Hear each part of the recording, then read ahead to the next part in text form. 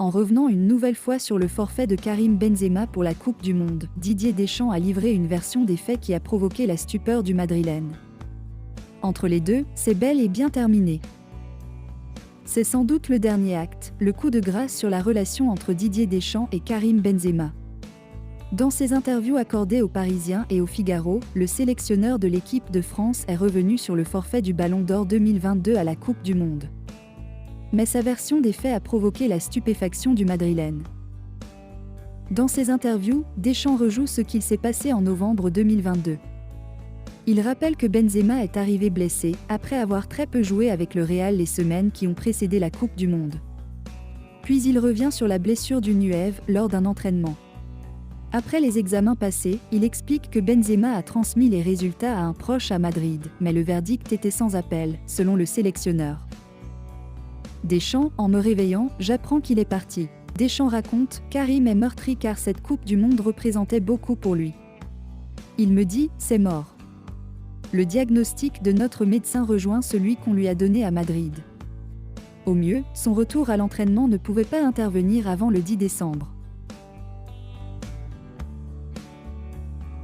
À travers une publication sur les réseaux sociaux, Karim Benzema vient de contredire la version de Didier Deschamps concernant les circonstances de son départ du Qatar. Cette fois, il n'y a pas de doute. Karim Benzema a bien en travers de la gorge la manière dont il a quitté la sélection française juste avant le début de la Coupe du Monde. Jusque-là, l'attaquant français ne s'est pas trop exprimé sur le sujet et a laissé son clan le faire à sa place. Mais, il ne pouvait pas rester sans réaction face à la dernière interview livrée par Didier Deschamps et dans laquelle ce dernier affirme que le forfait pour le mondial était acté ensemble.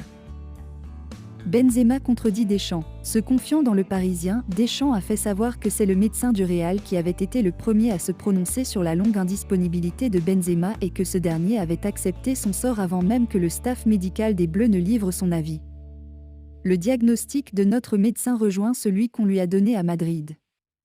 Au mieux, son retour à l'entraînement ne pouvait pas intervenir avant le 10 décembre. Dans sa communication, il fait part de sa déception de devoir renoncer, mais justifie ce choix par son souci de penser à l'équipe. On est resté ensemble une vingtaine de minutes. En le quittant, je lui dis, Karim, il n'y a pas d'urgence. Tu organises ton retour avec le team manager. En me réveillant, j'apprends qu'il est parti. C'est sa décision, je la comprends et la respecte.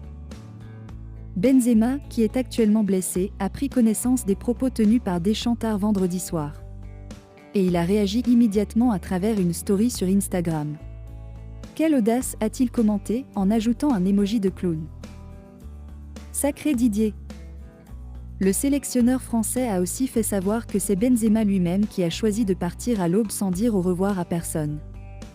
En outre, il a insisté sur le fait que l'ancien Lyonnais n'aurait pas pu jouer le moindre match du mondial, il a joué 30 minutes d'un match d'entraînement.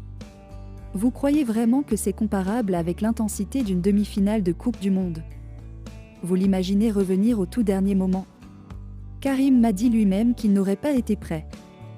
Une explication qui a suscité des moqueries de la part du principal intéressé. Sacré Didier, a souligné l'avant-centre